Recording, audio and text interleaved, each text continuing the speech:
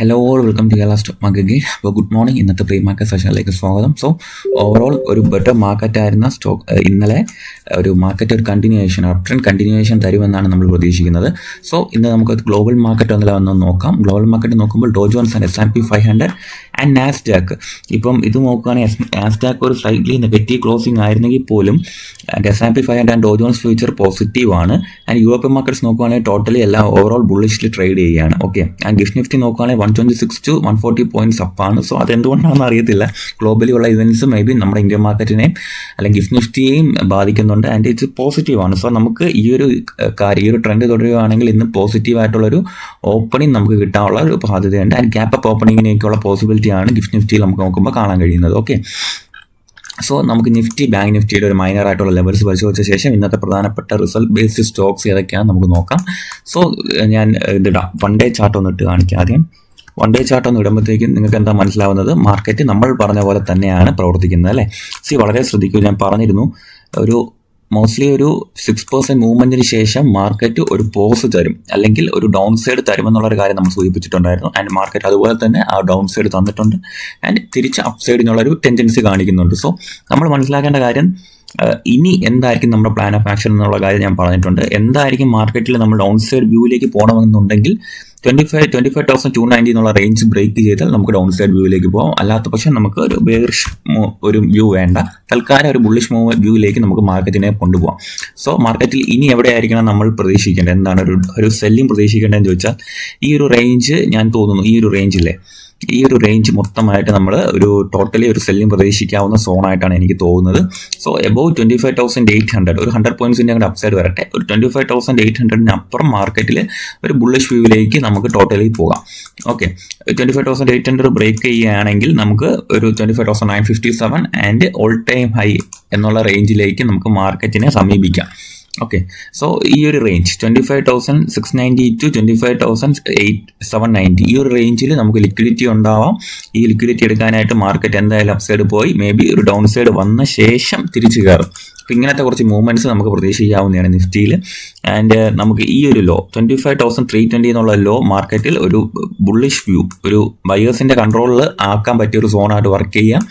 And 25,480 ഈ ഒരു ഏരിയയിൽ നിന്നും മാർക്കറ്റിൽ റിവേഴ്സൽസ് നമുക്ക് പ്രതീക്ഷിക്കാവുന്നതാണ്. ഓക്കെ, സോ ഇത്രയും പോയിന്റ്സ് നിഫ്റ്റിയുടെ കാര്യത്തിൽ നിങ്ങൾ ഓർത്ത് വെച്ചേക്കുക. ഓക്കെ, ശേഷം നമുക്ക് ബാങ്ക് നിഫ്റ്റിയിലെ വ്യൂവിലേക്ക് പോകാം. ഇപ്പോൾ ബാങ്ക് നിഫ്റ്റി നോക്കുകയാണെങ്കിലും സെയിം വ്യൂ. ബാങ്ക് നിഫ്റ്റിയിൽ നമ്മൾ ഇന്നലെ പറഞ്ഞിരുന്നു ആ ഒരു view. So bank Nifty all time ഹൈയിലേക്ക് പോകുന്നുണ്ട്. അപ്പോൾ നമ്മൾ എന്തായിരിക്കണം ഇവിടെ പ്രതീക്ഷിക്കേണ്ടത് ബാങ്ക് നിഫ്റ്റിയുടെ കാര്യത്തിൽ എന്നുള്ള കാര്യം ഒന്ന് ജസ്റ്റ് ഒന്ന് ഫോക്കസ് ചെയ്ത് പറഞ്ഞു തരാം. അപ്പോൾ ബാങ്ക് നിഫ്റ്റി നോക്കുകയാണെങ്കിൽ കഴിഞ്ഞ 3 ദിവസമായിട്ട് 1, 2, 3 കഴിഞ്ഞ 3 ദിവസമായിട്ട് അപ്സൈഡ് ടെൻഡൻസി കാണിക്കുകയാണ്. സോ ഇനി ബാങ്ക് നിഫ്റ്റിക്ക് അപ്സൈഡ് വ്യൂവിലേക്ക് നമുക്ക് പോകേണ്ട ടൈം ആയെന്നാണ് എനിക്ക് തോന്നുന്നത്. ആൻഡ് ബാങ്ക് നിഫ്റ്റിയിൽ ഒരു മൈനറായിട്ട് നമ്മൾ ലെവൽസ് അനലൈസ് ചെയ്യാൻ ശ്രമിക്കുക.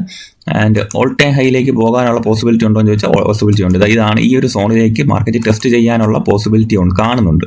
സോ 58,148 എന്നുള്ള റേഞ്ചിലേക്ക് പോയി ടെസ്റ്റ് ചെയ്യാനുള്ള പോസിബിലിറ്റി ഉണ്ട്. അതിന് മോസ്റ്റ്ലി എത്ര % മൂവ് ചെയ്യേണ്ടത്, ഒരു 1% പോലും തികച്ചില്ല. അത്രയും പെർസെൻറ്റായ ഓൾ ടൈം ഹൈയിലേക്ക് ബാങ്ക് നിഫ്റ്റി പോകാനുള്ള പോസിബിലിറ്റി ഉണ്ട്. സോ നമുക്ക് ആ ഒരു ഏരിയയിലേക്ക് മാർക്കറ്റിലേക്ക് ഒരു മൂവ്മെൻറ്റ് നമുക്ക് പ്രതീക്ഷിക്കുന്നത് കൊണ്ട് തെറ്റില്ല എന്നാണ് ഒരു വ്യൂ എനിക്കുള്ളത്. സോ ആൻഡ് നമ്മൾ വേറെ എന്തെങ്കിലും ഇവിടെ ശ്രദ്ധിക്കേണ്ടതുണ്ടോ എന്ന് ചോദിച്ചാൽ നമുക്കൊരു ട്രെൻഡ് ലൈൻ നമുക്കിവിടെ വരയ്ക്കാൻ കഴിയും അല്ലേ. സോ ഒരു ട്രെൻഡ് ലൈൻ ലിക്വിഡിറ്റി ഉണ്ടെന്ന് ട്രെൻഡ് ലൈൻ വരച്ചാൽ നമുക്കിവിടെ മനസ്സിലാവും. ട്രെൻഡ് ലൈൻ ലിക്വിഡിറ്റിയിലേക്കാണ് മാർക്കറ്റ് നിൽക്കുന്നത്. സോ ഒരു ഡൗൺ സൈഡ് വരികയാണെങ്കിൽ നമുക്ക് അങ്ങനത്തെ ഒരു വ്യൂ എപ്പോഴും വേണമല്ലോ. ഡൗൺ സൈഡ് വരികയാണെങ്കിൽ മാർക്കറ്റിൽ ഏതൊക്കെ റേഞ്ചിൽ ബയേഴ്സിൻ്റെ കൺട്രോളാക്കാൻ ചോദിച്ചാൽ ഈ സ്വിംഗ് ലോ ഒരു പ്രധാനപ്പെട്ട ഏരിയ ആണെന്നാണ് എനിക്ക് തോന്നുന്നത്. സോ ഈ ഏരിയയിലേക്ക് വന്നാൽ മാർക്കറ്റിൽ ഒരു ലിക്വിഡിറ്റി ഗ്രാബിന് ശേഷം അപ്സൈഡ് പോകാനുള്ള ഒരു പോസിബിലിറ്റി ഉണ്ട്. ആൻഡ് ഈ സ്വിംഗ് ലോയും പ്രധാനപ്പെട്ട ഒരു ഏരിയ ആയിട്ട് വർക്ക് ചെയ്യാൻ സാധ്യതയുണ്ട്. നമുക്ക് 5 മിനിറ്റും കൂടെ നോക്കാം. ഓക്കെ, 5 മിനിറ്റ് ക്യാൻഡിലും കൂടെ നോക്കാം.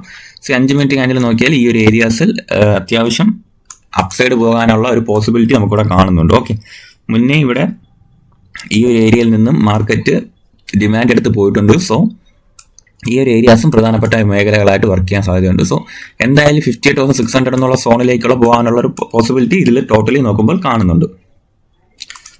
ശേഷം നമുക്ക് ഇന്നത്തെ പ്രധാനപ്പെട്ട സ്റ്റോക്സ് അല്ലെങ്കിൽ റിസൾട്ട് ബേസ്ഡ് സ്റ്റോക്സ് ഏതൊക്കെയാണെന്ന് പരിശോധിക്കാം. അത് മനസ്സിലാക്കിയിരിക്കേണ്ടത് വളരെ ഇമ്പോർട്ടൻറ്റ് കാര്യമാണ്. അതുകൊണ്ടാണ് ഇന്നത്തെ ആ കാര്യങ്ങളും കൂടെ പ്രത്യേകിച്ച് എടുത്ത് പറഞ്ഞ് പരിശോധിക്കുന്നത്. സോ റിസൾട്ട് ഇന്ന് വരാൻ പോകുന്ന കമ്പനികൾ ഏതൊക്കെയാണെന്ന് നമ്മളൊന്ന് പരിശോധിക്കാം. അതിനുശേഷം നമുക്ക് ബാക്കി സ്റ്റോക്സിനെ കുറിച്ച് പറയാം. ഇന്ന് Asian Paints, Tata Steel, Ashok Leyland, Honasa Consumer, Afcons Infrastructure, Bajaj Hindustan Sugar, K Ratings, Aditya Infotech, Endurance, Gandhar Oil Refinery, Hindustan Aeronautics, Indraprastha Gas, Indian Rail Catering and Tourism Corporation, Info Edge, Prestige Real Estate Projects, Spice Jet, Swan Defence and Heavy Industries, Travel Food Services and West Coast Paper Mills. ഇത്രയും സ്റ്റോക്സിന്റെ result എന്ന് വരുന്നുണ്ട്. So ഈ സ്റ്റോക്കുകൾ trade ചെയ്യുന്ന ആളുകൾ careful ആയിട്ടിരിക്കുക. And നമുക്ക് ഇന്നലെ റിസൾട്ട് വന്ന സ്റ്റോക്കുകളിലെ ഒരു ഓവറോൾ പിക്ചർ നമുക്കൊന്ന് പരിശോധിക്കാം. പ്രധാനപ്പെട്ട സ്റ്റോക്സ് മാത്രം നമുക്കൊന്ന് പരിശോധിക്കാം. ഓക്കെ, അപ്പം ടാറ്റ പവറിൻ്റെ ആണെങ്കിൽ റവന്യൂവിലും പ്രോഫിറ്റിലും ഒരു ഡിപ്പ് വന്നിട്ടുണ്ട്. ഓക്കെ, ആൻഡ് BSE ആണെങ്കിൽ പ്രോഫിറ്റ് സൂംസ് ആൻഡ് റവന്യൂ സർജസ് എന്നുള്ള ന്യൂസാണ് ഉള്ളത്. കാര്യം BSE ഫണ്ടമെന്റലി നല്ല സ്ട്രോങ് ആയ കമ്പനിയാണ്. എത്ര കറക്ഷൻ വന്നാലും അതിന്റെ ഫണ്ടമെന്റൽസിൽ മാറ്റമൊന്നുമില്ല. ആൻഡ് BSE പെർഫോം ചെയ്യുന്നുണ്ടെന്നുള്ളത് പോസിറ്റീവ് ആയിട്ടുള്ളൊരു കാര്യമാണ്. JB കെമിക്കൽസ് ആൻഡ് ഫാർമസ്യൂട്ടിക്കൽസിന്റെ പ്രോഫിറ്റിലും റവന്യൂവിലും ഗ്രോത്ത് ഉണ്ടായിട്ടുണ്ട്. ആൻഡ് RVN റെയിൽ വികാസ് നിഗത്തിന്റെ ആണെങ്കിൽ പ്രോഫിറ്റിലും റവന്യൂവിലും ചെറിയ വ്യത്യാസങ്ങളുണ്ട്. പ്രോഫിറ്റ് ലൈറ്റ്ലി ഒന്ന് കുറഞ്ഞു, ആൻഡ് ബട്ട് റവന്യൂവിൽ ഇൻക്രീസ് ഉണ്ടായിട്ടുണ്ട്. പിന്നെ ഇമ്പോർട്ടൻ്റ് ആയിട്ട് റിസൾട്ട് വന്ന ട്രാൻസ്ഫർ ലൈറ്റ്നിങ് ആണ്. അതിന്റെ പ്രോഫിറ്റ് ആൻഡ് റവന്യൂ സ്പൈക്ക് എന്നുള്ളത് പോസിറ്റീവ് ന്യൂസ് ആണ്. ഓക്കെ, ഈസാഫ് സ്മോൾ ഫിനാൻസ് ബാങ്കിന്റെ ആണെങ്കിൽ 190 കോടിയായിരുന്ന ലോസ് നിലവിൽ 115.8 കോടിയായിട്ട് കുറച്ചിട്ടുണ്ട്. സോ അതൊരു പോസിറ്റീവ് ആയിട്ടുള്ള ഒരു കാര്യമാണ്.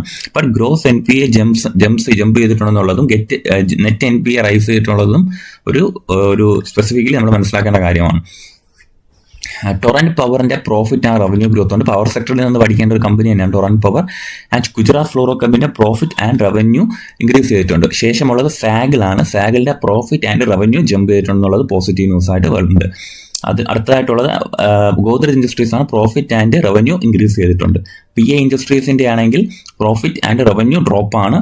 സോ ഇതിൻ്റെയൊക്കെ അർത്ഥം ഈ സ്റ്റോക്ക് ഡൗൺ സൈഡ് വരുമെന്നല്ല, മറിച്ച് നമ്മളൊന്ന് കെയർഫുൾ ആയിട്ട് ഇരിക്കുക എന്നുള്ളത് കൊണ്ട് മാത്രം ഉദ്ദേശിക്കുക.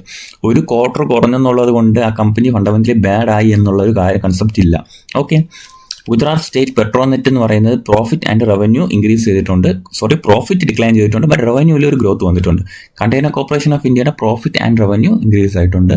കിർലോസ്കറിനും പേൾ ഗ്ലോബൽ ഇൻഡസ്ട്രീസിനും പോസിറ്റീവ് ആയിട്ടുള്ള കാര്യമാണുള്ളത് ന്യൂസ്. 25% വീതം വെച്ച് രണ്ട് കമ്പനികൾക്കും പ്രോഫിറ്റ് ആൻഡ് ഗ്രോത്ത് വന്നിട്ടുണ്ട്. ബട്ട് റവന്യൂ ഗ്രോത്ത് കിർലോസ്കർ എൻജിൻസിന് കൂടുതലാണ്. 30% റവന്യൂ ഗ്രോത്ത് ഉണ്ട്. Okay, and Thermax and Bikaji food നമുക്ക് പരിശോധിക്കാം. രണ്ടിനും പ്രോഫിറ്റ് ആൻഡ് റവന്യൂവിനും ഗ്രോത്ത് ഉണ്ടായിട്ടുണ്ട്. പോസിറ്റീവ് റിസൾട്ടാണ് വന്നിട്ടുള്ളത്. PTC ഇന്ത്യക്ക് ആണെങ്കിൽ പ്രോഫിറ്റ് ആൻഡ് റവന്യൂ ഗ്രോത്ത് ഉണ്ടായിട്ടുണ്ട്. സോ ഇന്ന് ടാറ്റ മോട്ടോഴ്സിന്റെ, അതായത് കൊമേഴ്ഷ്യലി TML കൊമേഴ്ഷ്യൽ വെഹിക്കിൾസ് മുൻപ് അറിഞ്ഞിരുന്ന അങ്ങനെയാണ്. ആൻഡ് അവർ BSE ആൻഡ് NSEയിൽ ലിസ്റ്റ് ആവുകയാണ്. And after the scheme of arrangement. So ഇത്രയും ന്യൂസുകളാണ്, അല്ലെങ്കിൽ ഇത്രയും സ്റ്റോക്സുകളാണ് ബേസിക്കലി ഉണ്ടായിരുന്നത്. അപ്പോൾ നിങ്ങൾക്ക് എൻ്റെ വാച്ച് ലിസ്റ്റിലുള്ള സ്റ്റോക്കുകൾ ഏതൊക്കെയാണെന്ന് പറയാം. അപ്പോൾ ഫസ്റ്റ് തന്നെ ട്രാൻസ്ഫർ ലൈറ്റ്നിങ് ഞാൻ എടുത്തിട്ടുണ്ട് നമ്മുടെ വാച്ച് ലിസ്റ്റിൽ. സോ അതിൻ്റെ കാര്യം ഇന്നലത്തെ ഷോർട്സിൽ നമ്മൾ ഉൾപ്പെടുത്തിയിട്ടുണ്ടായിരുന്നു. സ്റ്റോക്ക് കുറച്ചധികം ഡൗൺ സൈഡ് വന്ന് നിൽക്കുകയാണ്. സോ നിങ്ങൾ നോക്കുകയാണെങ്കിൽ അറിയാം, അത്യാവശ്യം നല്ല റിസൾട്ട് വന്ന കമ്പനി ഹൈയിൽ നിന്നും 30% ഡൗൺ സൈഡ് വന്ന് നിൽക്കുകയാണ്. സോ ഇനി സപ്പോർട്ട് എടുക്കുമോ ഇല്ലേ എന്നുള്ള കാര്യമാണ് ഞാൻ വാച്ച് ചെയ്യുന്നത്. സപ്പോർട്ട് എടുത്താൽ ഒരു എൻട്രി ഞാൻ നോക്കുന്നതായിരിക്കും.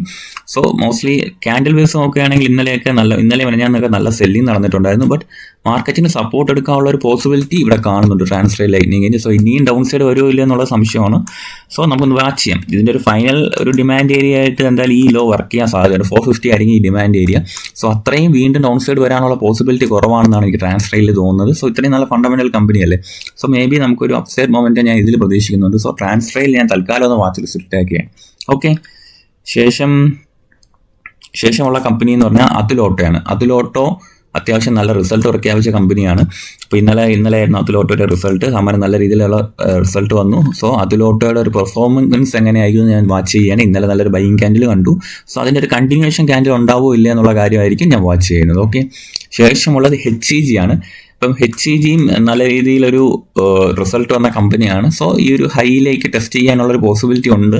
സോ വാച്ച് ലിസ്റ്റിൽ ഇട്ടേക്കുകയാണ്. സോ ഒരു സെല്ലിംഗ് പ്രഷർ മാർക്കറ്റിൽ കഴിഞ്ഞ 8-10 ദിവസമായിട്ട് HEGയിൽ തുടരുവാണ്.